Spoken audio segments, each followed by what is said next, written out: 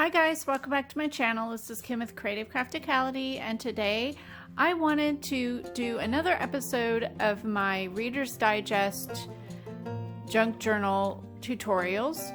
So the last time you saw it was a couple weeks ago. I made the cover for a Reader's Digest junk journal.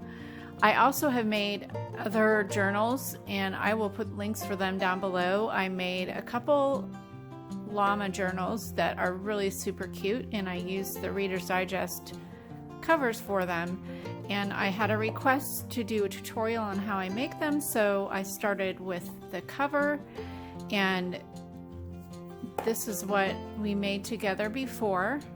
The only thing I need to do left on this, and I will do that in the next video, is make a tassel, because I like to put tassels on my journals, and possibly add pockets to the inside of the pages. But today I would like to go through and show you how I go about picking my pages and making the pages that will go into this journal. This journal, I'm using the complete cover from the Reader's Digest journal, so it is probably about 1.5 inches, and I think that will go well with 2 signatures. You could do 3 signatures and make them smaller, but I'm going to do 2 signatures.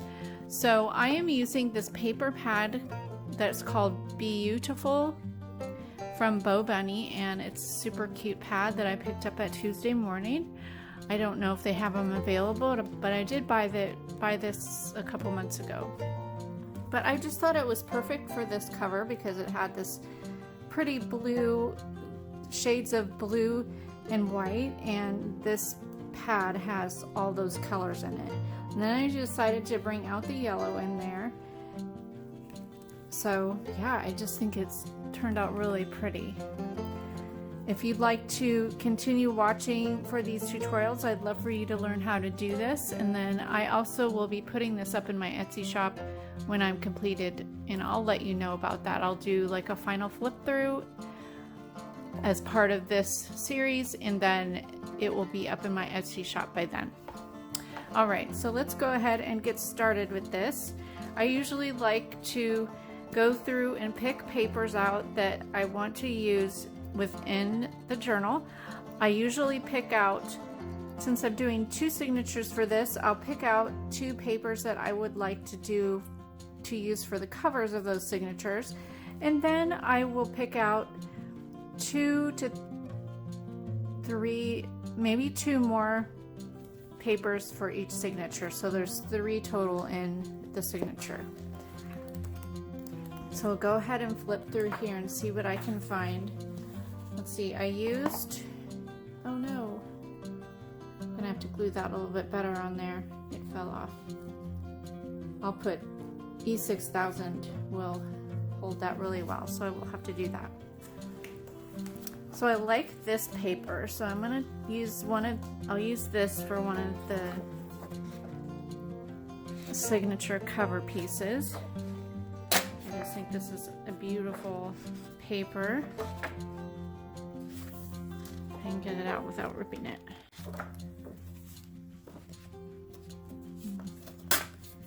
I'll trim that off.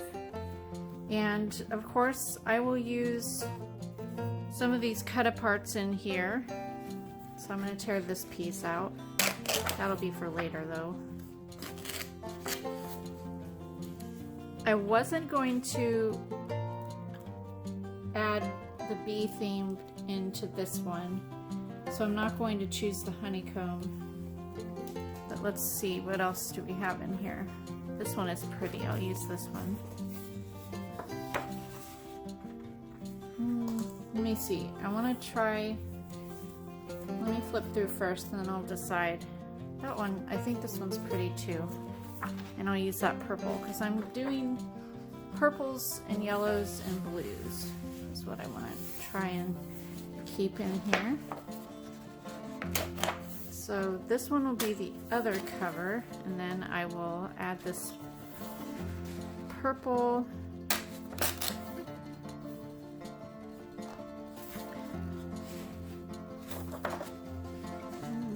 Just want to go all the way. There we go. And maybe this, let's see. like that. Or a stripe, I think. Let's keep flipping. Is that too much green in that one? Not enough purple. Let's see. Oh, I like this one. I use this on the cover, so I think we should use this some way, if not to make pockets or something like that. So I'm going to pull out these scraps that I've already used on the cover, and we'll make sure that we use those to make belly bands or pockets. And here's a tag. So I guess I already pulled this. No, this is a different paper from the other one. So that could be a journaling card. So I'm going to pull those out. I'm not going to use that because it has the bees, and I'm going to save that for a different journal. So that one is a possibility, not that one. I like that stripe, but I have that paper there, so I don't want to waste that because I could use that on a different journal. And that one doesn't have quite all the colors in it that I wanted to have, but I think I need another yellow. I've already got too many floral there. Should I use this? Maybe that's the yellow I want to use, because there isn't another yellow. There's that, but that's another busy floral, so I don't want to use that. I think this one, I think I'll use this one. I kind of wish there was like a stripe, but there isn't a stripe in the yellow. It's just the honeycomb, or the, honeycomb, and I don't want to use the honeycomb since I'm not doing a bee theme on this. So I'll use this one. So just letting you know my thought processes on how I pick my papers. So I think this is a good selection of papers to use, scrapbook papers to use within the signatures. That looks really pretty, I think. Now, the next thing I'm going to go grab is all the filler papers. So the filler papers will be like ledger paper, notebook paper, regular paper, things like that that are tea stained or not tea stained. And then I also will bring in some vintage items, so some vintage sheet music or music pages and some book pages. I just need to look and see what I think will go well with this. I think any of the sheet music will be fine. I have some vintage that has some really nice color to it as far as like old Browning or whatever. I just need to look through what I have as far as book pages that would go well with this color scheme and just the basic theme of the book. So I think I may have some floral book pages that I can use. Let me just go look. I'll be right back and we'll look through the things that I have. So to go along with these scrapbook papers, I pulled out some papers that I thought would be a good choice for this album. I found a couple vintage, well, here's one vintage music sheet. It's not super old. I kind of wanted to stick with more of the white, so I probably the darkest color as far as the paper goes is this one. It has a slight brown tinge to it because it's an older workbook page, but I picked these two because just of the blue coloring. I thought that went well. And then I picked this music page. It has yellow and blue down there. It's black and white on that side, so that's fine. And then I found this page out of a science book that has some blues and yellows and more yellow on the back. So I'll use these. I have some grid paper here. That's the blue and the white paper. I have some yellow ledger paper. This is long. I also have some doilies here. A blue one and a white one. There's a couple here that I can use for pages. This will just be like an embellishment or a little text spot on a page. I found a napkin that's really pretty. This is a floral napkin that I had picked up at the Dollar Tree in the spring. I have a white envelope that I'll embellish a little, but that makes a great little pocket page, as well as this envelope. I think I made this envelope, but it's a vellum envelope. So this I can either add it in with the pages or sew it onto the edge of a page and have it be a little flip out pocket. I also have a couple sheets of regular notebook paper, and I decided to go with paper that isn't dyed for this project just because the book itself has the white in it. So I was just going to leave these white. This is another kind of grid paper. I have a couple sheets here that I had dyed blue for another project. I use the sugar-free drink packets from the Dollar Tree. That works really well. You just add them to water and you can dip your paper in, but these are just loose pieces, so I can fold them in half and just have it be a smaller page. I also found this bag that's from the Dollar Tree. It actually matches the napkin that I showed you earlier, but I thought this went really well with it. And then I also have these composition notebook pages that I picked up from the 99-cent store. It's like a kindergarten through first grade where they're first learning how to write and then drawing. They draw a picture and then write about it at the bottom. I just thought that was really cute paper to use in here. So I'm gonna go ahead and just start folding my papers and putting them, layering the way that I want to, and I'll just put you on fast forward and a little bit of music, and if I need to go ahead and voice over things that I think that are important for you to help you out, I will, but just for you to see my process I think would be helpful. To start off, I just go through and start folding all my papers in half because, of course, when you're putting your signatures together, you're layering them and they're going to be folded in half. I believe these pages for the Reader's Digest are slightly shorter than 7 inches. And the width, I made my pages at 5 inches. But when you start layering the pages, the ones that are in the very center may stick out, so then you kind of have to trim them. So there I was just holding my cover up to see what size I needed to make them.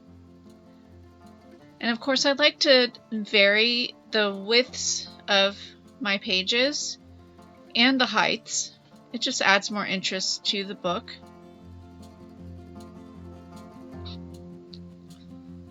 And with my vintage book pages, I trimmed the edges off and go ahead and fold all those.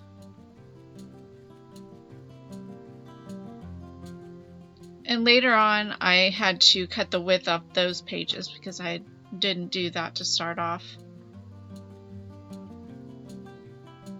So it's just a as-you-go process as far as deciding what size the pages you want.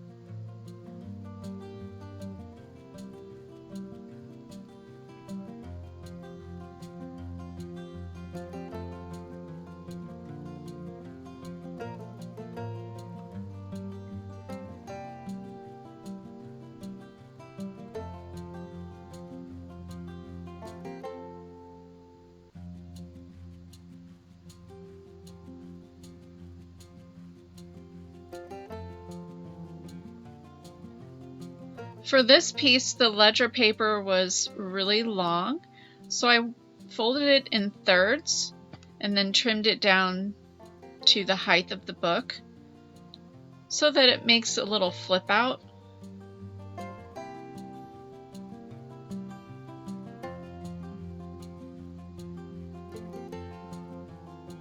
Now for the scrapbook papers, I'm going to do the same thing pretty much. But on these, I like to add in side tucks,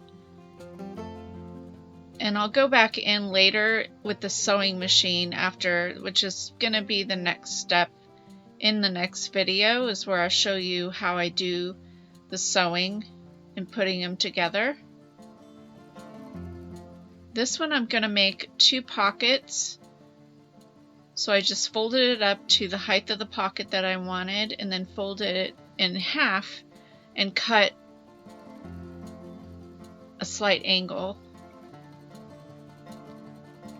This one's just going to be a flat page, but I want to add a second, I want to make it a pocket page, so I'm cutting this piece and then I'm going to put the yellow inside of it.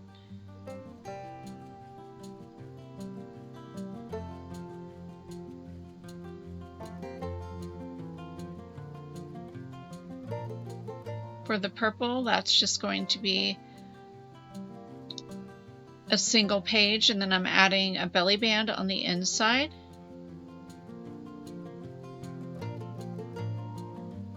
And then I just go ahead and paper clip everything together, the pieces that I want to sew later. I do all of this piecing together at one time. I'm adding pockets to this page on the outside. And then on this page, I want to add a pocket on the 2 pockets with that stripe pattern. So I'll just paper clip these together so they're ready to sew.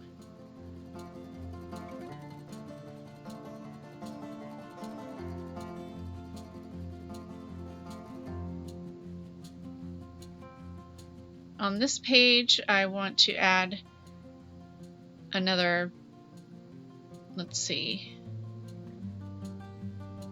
I'm adding a belly band around the middle of that page. And then on the inside, I want to add another belly band.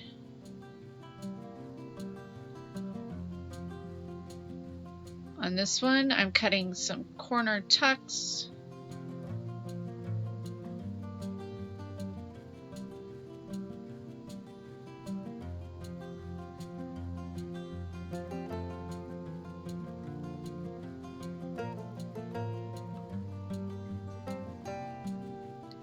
Now with all of that done, I'm going to go ahead and lay out and decide what orders I want them to be in.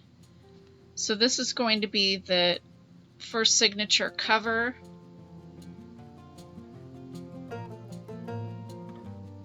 And then you just start picking and choosing the pages. I kind of vary between like the filler pages and the vintage pages and the extras. The extras I consider the envelopes and the doilies and things like that. So just start layering them in the order that you want. And I usually add a scrapbook paper and then 3 to 4 of the fillers, and then another scrapbook paper, and then 3 to 4 fillers. And I think these ended up being about around 13 pages per signature, 13 different items. So then that makes it around 26 if you count each side.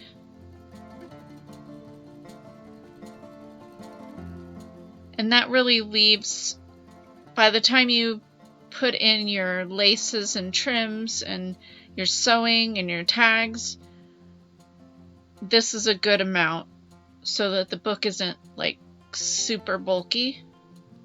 And it'll leave room for adding pictures and journaling and things like that.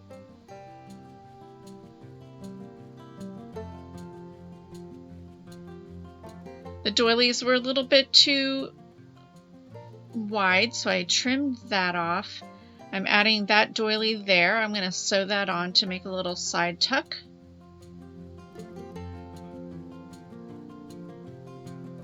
And then just going through and making sure all my pages line up the way that I want them.